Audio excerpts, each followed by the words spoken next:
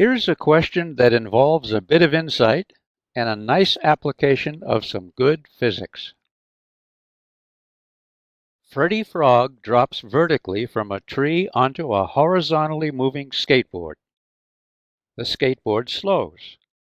Give two reasons for the slowing, one in terms of force and the other in terms of momentum conservation.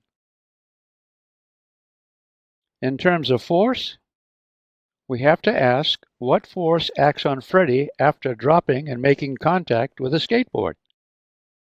More specifically, what horizontal force acts on him? Freddy drops vertically with no horizontal component of motion. But when he lands on the skateboard, he is brought up to a speed at which he and the skateboard then move on. A horizontal gain in speed means a horizontal force. What kind of force could this be?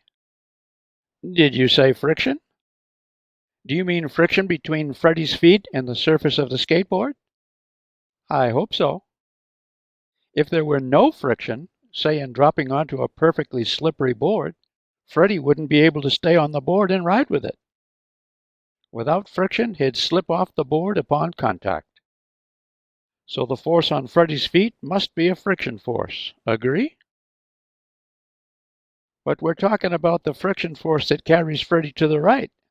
Is this the force that slows the skateboard? Not really.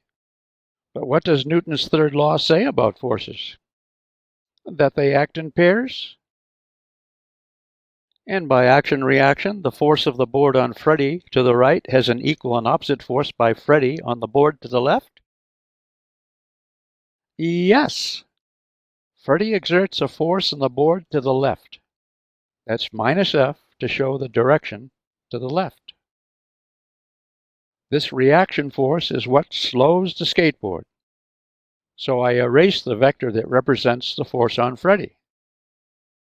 And we have the answer to the first part of our question, that a briefly acting force of friction slows the board.